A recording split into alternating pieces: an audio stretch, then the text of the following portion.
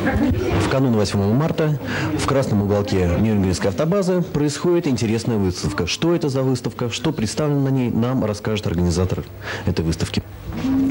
Нам захотелось, кроме профессиональных качеств своих работниц, определить к 8 марта, кто же из них является рукодельницей именно в женском занятии, то есть вышивке, шитье, вязание и то есть в изготовлении каких-то поделок. И вот мы кликнули клич представить к 8 марта всевозможные свои изделия. И вот что из этого получилось. То есть здесь представлены всевозможные работы участниц, их набралось у нас немало, и работая с некоторыми я вас познакомлю. Более интересные такие работы покажите, пожалуйста. Всех интересует, в общем-то, все обращают внимание на вот этот ковер ручной работы. Конечно, трудно представить, как можно такой ковер выполнить, но тем не менее, Тарасевич Ольга, диспетчер нашей автобазы, вот она сама изготовила этот ковер. И если у вас есть вопросы, пожалуйста, к ней. Давайте Ольге зададим вопросы, как все-таки, потому что сперва кажется, что это не ручную работу, а прямо как будто с витрины магазина ковер сняли, хотя там их и нет. Ольга, расскажите, как вы сделали этот ковер? Ну, основа этого ковра обыкновенное гобеленовое покрывало. Нитки, ну, я думаю, что у любой хозяйки найдутся, там старые вещи можно распороть. Ну, вот у меня этот ковер сделал, конечно, из новых ниток, но можно взять и из старых вещей. Ну и игла, обыкновенная медицинская игла. Ну, там специальное приспособление чуть-чуть, и все, ничего сложного. Ольга, это ваше первое изделие или до этого вы уже делали подобные вещи? Нет, у нас с мамой дома очень много таких ковров. То есть вы уже давно занимаетесь, потому что здесь видно, что работа профессиональная. Да, очень много у нас ковров таких дома. Ну что ж, с праздником вас наступающим. Так, и кто еще у нас здесь? И еще мне хочется рассказать об одной из участниц. Это представитель более старшего поколения, который помнит еще, наверное, в наших домах во всех были подзоры кружевные, различные наволочки, накидушки, выполнены крючком, кружевные работы. Так вот, работа этой участницы Раиса Степановна Сергунина, завхоз нашей автобазы.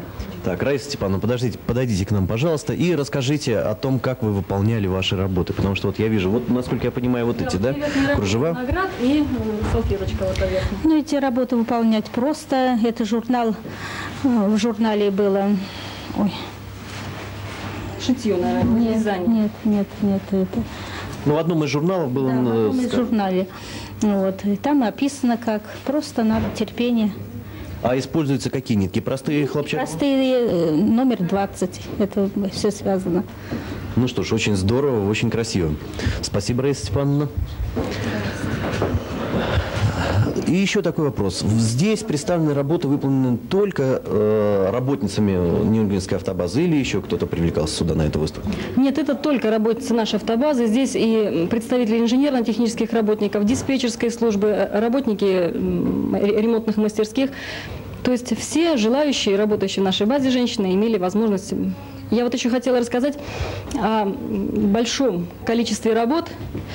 Это выполнено из козьего пуха и из пуха собачьего.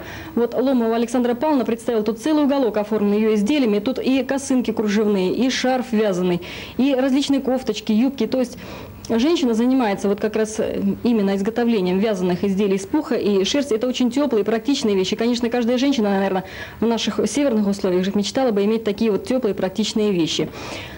А женщины помоложе у нас в этом году в 40-летие Победы записались на курсы. И еще они не окончили эти курсы 6-месячные, но тем не менее представили на выставку интересные и красивые работы.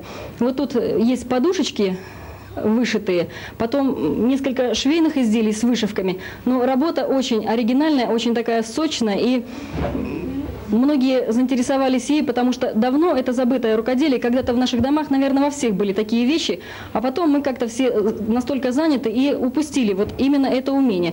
И теперь вот радует то, что многие даже молодые женщины занимаются рукоделием. И хотелось бы, кстати, отметить то, что, наверное, еще послужило желанием вот женщин заниматься рукоделием, то, что весь 90-й год наши женщины, работницы предприятия, работали по сокращенному рабочему дню. То есть 7 часов наш рабочий день был определен. И, наверное, это сыграло какую-то роль, потому что женщина освободилась и часть своего времени, своего домашнего времени могла заниматься вот как раз рукоделием. То есть все работы довольно-таки здесь трудоемкие, требующие время, а у женщины, как обычно, занята домашним хозяйством и на работе, а то, что у вас рабочий день короче на 1 час, позволило заниматься вот этим. Ну что ж, спасибо, с праздником 8 марта.